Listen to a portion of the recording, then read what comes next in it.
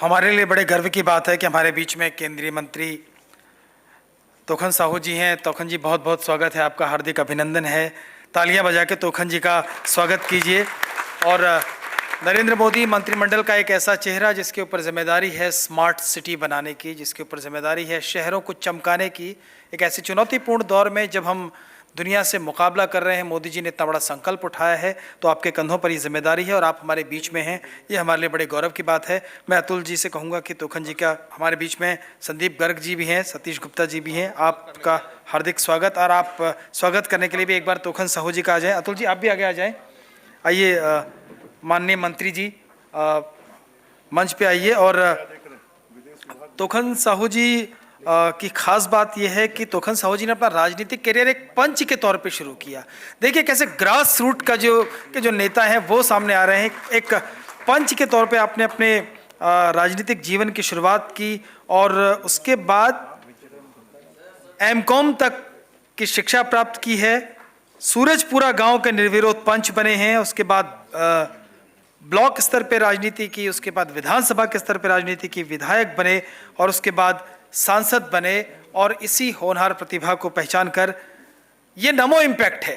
तोखन साहू जी exact नमो impact है कि कैसे ग्रास रूट, कैसे जल जंगल जमीन से निकलकर नेता को इतनी बड़ी जिम्मेदारी दी जाती है।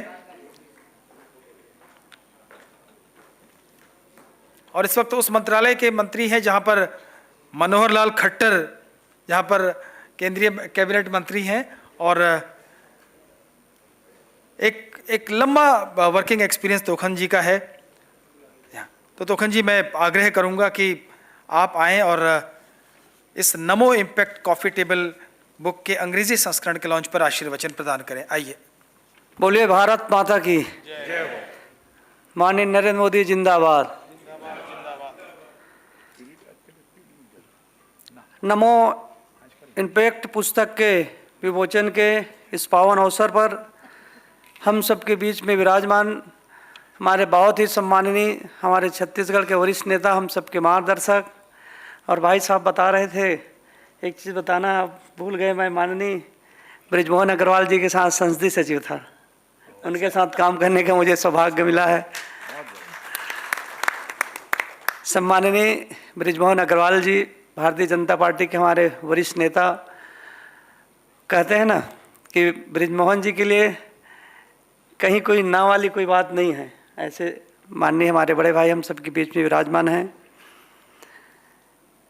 सम्माननीय अतुल जी, सम्माननीय मोहन अग्रवाल जी, सम्माननीय विनीत जी, डॉक्टर नरेश बंसल जी, श्री विजय गोयल जी, श्री नंद किशोर जी, विजय जोहले जी, सभी आत्मीजन, आप सब लोग यहाँ पर उपस्थित हैं। सबसे पहले मुझे लगता है कि हिंदी संस्करण की पुस्तक आप मुझे भेंट की है और मैं उस पुस्तक को पढ़ा हूँ। मैं आप सबको, पूरी टीम को बहुत बहुत हार्दिक बधाई देता हूँ, शुभकामनाएं देता हूँ कि आपने संकलन किया। किसी चीज़ का संकलन करना ये बहुत कठिन काम है। ये पूरा टीम संकलन करके एक एक चीज़ को, विगत 10 साल के जितने भी कार्यक्रम हैं, जितने भी मोदी जी के द्वारा कार्य किए गए हैं, उनको संकलन करके पुस्तक के रूप में आप हिंदी संस्करण तो विमोचन करवा चुके हैं। आज अंग्रेजी संस्करण का विमोचन हो रहा है, इसके लिए मैं आपको हार्दिक बधाई देता हूं, शुभकामनाएं देता हूं। और आप सब बुद्धिजीवी लोग हैं, आप सबके सामने मोदी जी के बारे में कुछ कहना मतलब सूर्य को दीपक दिखाने के समान है। वास्तव में मोदी जी ने राजनीति की दशा और दिशा दोनों ही बदल दिए हैं। हम 2014 के पहले भारत की स्थिति के बारे में सोचेंगे, तब भारत की स्थिति कैसे हुआ करता था, भारत की पहचान कैसे होती थी। भारत में गरीबी है, भारत में भुखमरी है, भारत में पिछड़ापन है, मतलब एक पिछड़ेपन देश के रूप में भारत की पहचान हुआ करता था। तब आए दिन समाचार पत्रों में, अखबारों में छपता था कि इतने हजार लाखों करोड़ों का भ्रष्टाचार, ये मंत्री वो मंत्री, सारे लोग सब भ्रष्टाचार में लिप्त थे। तुष्टीकरण की राजनीति हावी थी। भ्रष्टाचार और तुष्टीकरण की राजनीति ने देश को खोखला कर दिया था।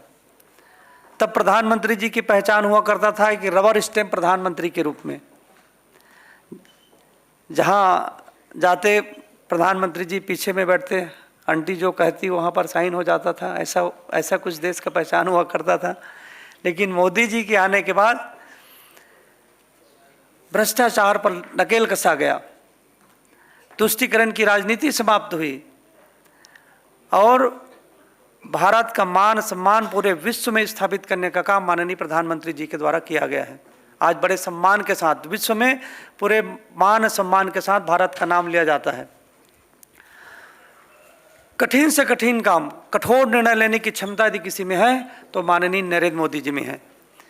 यदि 70, 72, 75 साल की समस्या कश्मीर में धारा 370 समाप्त करना, ये किसके बस की बात थी? सारे विपक्ष के लोग कहते थे, अलगाववादी लोग कहते थे कि धारा 370 बारूद का ढेर है, इसे जो छुएगा जल जाएगा, भस्म हो जाएगा। माननीय प्रधानमंत्री जी ने कहा कि भारत को बांटने वाली हर ताकत को समाप्त करेंगे और एक झटके में समाप्त कर दिया गया, एक झटके में। आज हम सम्मान के साथ कह सकते हैं कश्मीर से कन्याकुमारी एक है, जिसके लिए हमारे डॉक्टर श्यामा प्रसाद मुखर्जी जी ने अपने प्राणों की आहुति दिए। ऐसे माननीय मोदी जी ही इस काम को कर सकते हैं।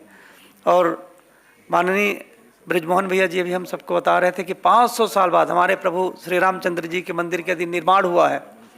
हम कभी कभी लगता है कि कहीं कोई सपना तो नहीं देख रहे हैं। क्या जीते जी अपनी इन आँखों से अयोध्या में राम मंदिर का निर्माण होते देख पाएंगे कि नहीं? हम ऐसा सोचते थे, लेकिन यदि ये भी साधना पूरी हुई है तो माननीय नरेंद्र मोदी जी के कारण ही पूरी हुई है। हमारी मुस्लिम बहनों की भी जीवन में खुशियाँ बनी रहे, इसके लिए ट्रिपल तलाक कानून लाना, नागरिक संशोधन बिल ला करके जो वर्षों से लोग यहाँ रह रहे हैं उनको नागरिकता देने का काम किया गया है। कठोर निर्णय लेने की क्षमता यदि किसी में है तो माननीय नरेंद्र मोदी जी हमारे यशस्वी प्रधानमंत्री जी में है। हम सब मिल करके मोदी जी के हाथ को मजबूत करेंगे। 2047 तक भारत एक विकसित देश के रूप में विकसित हो, इसके लिए हम सबको मिल करके काम करना है।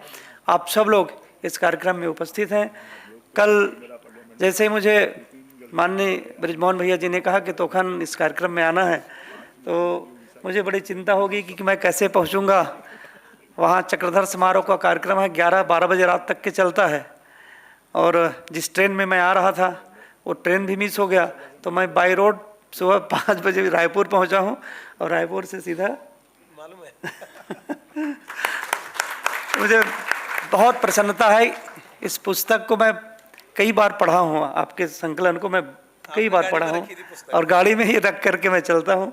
तो बहुत बहुत पूरी टीम को, विनीत जी और पूरी टीम को मैं बहुत बहुत हार्दिक बधाई देता हूँ, शुभकामनाएं देता हूँ। आप ऐसे संकलन करते रहें और लोगों के पास पहुँचाते रहें। आप सबको बहुत बहुत धन्यवाद। जय हिंद, जय भारत, जय छत्तीसगढ़, भारत माता की धन्यवाद।